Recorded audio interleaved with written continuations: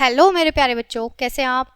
आशा करती हूँ आप सब बहुत अच्छे होंगे। बच्चों, आज आपकी हिंदी व्याकरण की क्लास 8 का चैप्टर नंबर 13 शुरू करते हैं।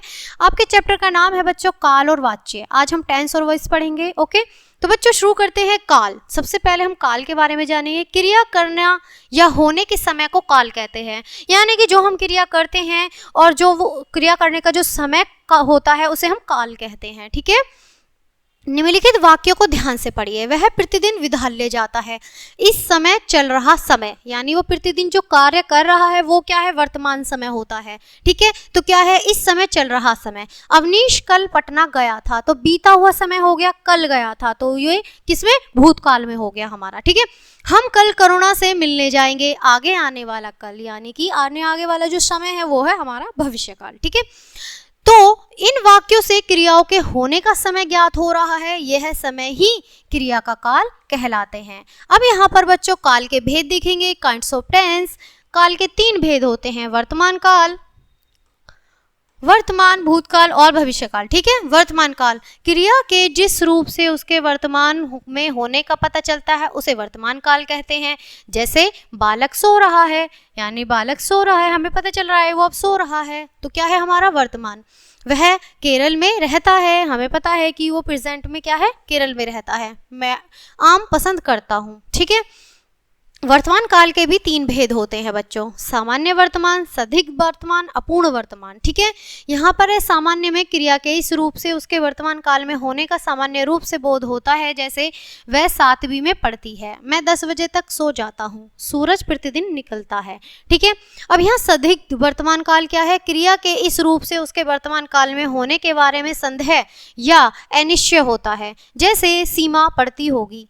ठीक है, अब यहाँ पर यानी कि यहाँ पर संदेह हो रहा है कि पढ़ती होगी। ठीक है, वह इस समय खेल रही होगी, शायद वे आ रहे होंगे, तो यहाँ पर क्या है, यहाँ पर संदिग्ध वर्तमान काल है, यानी कि ऐसा लग रहा है, ऐसा पता है, लेकिन बिल्कुल भी सटीकली नहीं पता है कि ऐसा होगा। ठीक है, तो यहाँ है अपूर्ण वर्तमान। ठीक है, जब कार्य वर्तमान काल में आरंभ होकर पूर्ण हुआ हो उसे हम अपूर्ण वर्तमान काल कहते हैं। जैसे वे पढ़ रहे हैं, यानी कि अभी वो पूर्ण नहीं हुआ है कार्य, वो पढ़ रहे हैं। पवन गाना गा रहा है, बड़ी तेज हवा चल रही है। ठीक है, अब बात करते हैं बच्चों हम भूतकाल की। ठीक है, बीते हुए कल की। जिस क्रिया के जिस रूप से उसके बीते हुए कल समय का पता चलता है उसे हम भूतकाल कहते हैं। जैसे मैंने तुम्हारा पत्र पढ़ लिया, वह कल चला गया, उसका काम कल पूरा हो गया था। तो भूतकाल के 6 भेद होते हैं। 6 भेद कौन कौन से होते हैं, सामान्य भूतकाल, आसन्न भूतकाल, पूर्ण भूतकाल, नेमी भूत, ठीक है, नेमी भूत और नेमी संकेत और सद्गित भूतकाल। ठीक है, आइए शुरू करते हैं। सामान्य, इसमें क्रिया के भूतकाल में होने का सामान्य रूप से बोध होता है। जैसे कल बहुत वर्षा हुई, वह कक्षा में प्रथम आया और वे घर चले गए। ठीक है, आसन्न भूत, ठीक है, इससे क्रिया के अभी अभी समाप्त होने का बोध होता है। जैसे दिनकर ने पूजा कर ली है, यानी कि अब वो क्या है, दिनकर ने पूजा कर ली, यानी पूजा करके तुरंत वो हट चुका है, तो वो क्या हमारा बीते हुए उसमें आ गया। ठीक है, वे जा चुके हैं, मैंने अभी अमरूद खाया है, अभी यानी जो क्रिया हम करके अभी खत्म कर चुके हैं। ठीक है, तो वो हमारी किस में आ जाएगी बच्चों, आसन्न भूतकाल में। ठीक है, यानी कि अभी अभी किया हुआ कार्य। इससे क्रिया के भूतकाल में बहुत पहले समाप्त होने का पता चलता है, यानी बहुत पहले, जो बहुत काफी टाइम पहले हो चुका है। वह पिछले साल यहाँ आया था, हमारा मकान 1990 में बना था, मैंने अब उसे बहुत ढूंढा, तो ये क्या है, बहुत सालों पहले की बात हो रही है। ठीक है, पूर्ण भूतकाल। अब है बच्चों नेमी भूतकाल। इस भूतकाल में कार्य करने की आदत या नियमितता पता चलती है। जैसे पिछले साल हम टेनिस खेला करते थे, यानी जो कार्य हम क्या करते थे उसका पता चल रहा है। बचपन में दादी हमें कहानियां सुनाया करती थी। क्लियर है बच्चों।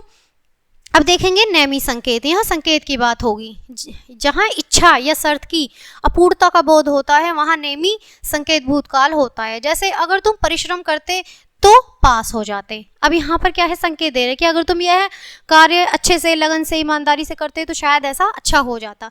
यदि तुम समय पर आते तो हम ट्रेन पकड़ लेते। ठीक है, अब है सद्गित भूतकाल। इस क्रिया के भूतकाल में होने के बारे में संदेह या अनिश्चय होता है। जैसे सीमा कल सुबह चली गई होगी, यानी हम अंदाजा लगा सकते हैं उसने पिछले साल मकान खरीद लिया होगा, कि जिस चीज का हमें पता ही नहीं है शायद वो ऐसा हुआ होगा। ठीक है, बात करेंगे बच्चों हम भविष्यकाल की। क्रिया के जिस रूप से उसके आगे आने वाले समय का होने का पता चलता है उसे हम भविष्यकाल कहते हैं। जैसे कल स्कूल खुलेगा, वे कल आएंगे, वह एक निबंध लिखेगा। भविष्यकाल के भी दो भेद होते हैं बच्चों, कौन कौन से? सामान्य भविष्यत और संभाव्य भविष्यत। ठीक है, क्रिया के इस रूप से उसके भविष्यत में होने का सामान्य रूप से बोध होता है। जैसे हम अब घर चलेंगे, ठीक है, यानी कि सामान्य है, चलेंगे आने वाले के लिए। तुम कल क्या करोगे, यानी कल के लिए। मयंक अपना काम पूरा करेगा, यानी वो भविष्य में पूरा करेगा। ठीक है। संभाव्य भविष्यत, क्रिया के इस रूप से उसके भविष्य में होने की संभावना या कामना रहती है। जैसे शायद कल वर्षा होगी, ये भी एक भविष्य काल ही है हमारा संभाव्य का, कि शायद, यहाँ पर भी शायद अंदाजा लगाया जा रहा है, वे शाम तक आ सकते हैं और ईश्वर तुम्हें सफल करे, यानी हम ऐसा ये एक दुआ में किया गया है। ठीक है। क्रिया का वह रूप जिससे पता चलता है कि वाक्य में कर्ता, क्रिया या भाव से उसकी प्रधानता है, वाच्य कहलाता है। बच्चों अब हम वाच्य के बारे में पढ़ेंगे। ठीक है, वाच्य यानी वॉइस। प्रत्येक वाक्य में कर्ता, क्रिया या भाव में से किसी एक की प्रधानता होती है। जैसे दीपक ने पाठ याद कर लिया, तो यहाँ कर्ता की प्रधानता है। ठीक है, दीपक के द्वारा पाठ याद किया गया, यहाँ कर्म की प्रधानता है। दीपक से पाठ याद नहीं होता, भाव की प्रधानता है। ठीक है, क्लियर है। वाक्य में इनमें से ही किसी एक की प्रधानता को क्रिया का वाच्य कहते हैं। अब यहाँ पर वाच्य के भी भेद है। काइंड्स ऑफ वॉइस क्या है? यहाँ पर वाच्य के 3 भेद होते हैं, कृतवाच्य, कर्मवाच्य और भाववाच्य। यहाँ पर कृतवाच्य है सबसे पहले, जहाँ क्रिया पद कर्ता के लिंग और वचन के अनुसार होता है वह कृत्यवाच्य होता है। जैसे अनीश घर जा रहा है बच्चों, ठीक है, सीमा घर जा रही है, वे घर जा रहे हैं, जहाँ रही रहे हैं, वो क्या है? कृतवाच्य है। इन वाक्यों में क्रिया कर्ताओं के लिंग और वचन के अनुसार है, अतः वे वाक्य कृतवाच्य में है। कृतवाच्य में अकर्मक और सकर्मक दोनों प्रकार की क्रियाओं का प्रयोग हो सकता है। हिंदी में कृतवाच्य का प्रयोग अधिक होता है। ठीक है। कर्मवाच्य है, यहाँ पर बच्चों हम कर्मवाच्य देखेंगे। भूखे को खाना खिलाना, यानी जहाँ क्रियापद कर्म के लिए लिंग और वचन के अनुसार होता है वहाँ कर्मवाच्य होता है। इसके उदाहरण है, भूखे को खाना खिलाना, उसे सूचना भेज दी गई है, आपका काम आज हो जाएगा। तो बच्चों ये उदाहरण है कर्मवाच्य के। इन वाक्यों में क्रिया कर्म के लिंग और वचन के अनुसार है, अतः ये वाक्य कर्मवाच्य में है। ठीक है। कर्मवाच्य का प्रयोग निम्नलिखित दशाओं में होता है। कौन कौन सी दशाएं हैं बच्चों? वो जब कर्ता को प्रकट करने की आवश्यकता न हो या वह अज्ञात हो। ठीक है, तो क्या है? फैसला सुना दिया जाता है, युद्ध में सैकड़ों सैनिक मारे गए, कपड़े धुल गए हैं। ठीक है। अधिकारियों के आदेशों में, यानी कि यहाँ अधिकारियों के आदेशों में क्या है? आपको छुट्टी में भी बुलाया जाएगा। अब यहाँ आदेश दे दिया जा रहा है अधिकारियों द्वारा, आपको तत्काल निलंबित किया जाता है। ठीक है, पत्र आपके घर भेज दिया जाएगा। कर्मवाच्य में केवल सकर्मक क्रियाओं का प्रयोग होता है बच्चों। अब यहाँ पर है भाव। ठीक है, यहाँ है भाववाच्य। भाववाच्य क्या है बच्चों? जहाँ क्रिया पद पर कर्ता और कर्म के लिंग और वचन का कोई प्रभाव नहीं होता वहाँ भाववाच्य होता है। जैसे कमजोरी के कारण उससे चला नहीं जाता, उसे दर्द सहा नहीं गया। ठीक है, शिवानी से अधिक देर बैठा नहीं गया। अब यहाँ इन वाक्यों में क्रियाओं पर कर्ता या कर्मज के लिंग और वचन का कोई प्रभाव नहीं है, अतः वे वाक्य कर्मवाच्य में हैं। भाववाच्य में क्रिया सदा पुल्लिंग एक वचन में रहता है। ठीक है, जो पुरुष जाति होती है, ठीक है, उसमें क्या होता है? पुल्लिंग में वो एक वचन में माना जाता है। ठीक है। भाववाच्य में केवल अकर्मक क्रियाओं का प्रयोग होता है और हिंदी में भाववाच्य का प्रयोग बहुत कम होता है। क्लियर है बच्चों?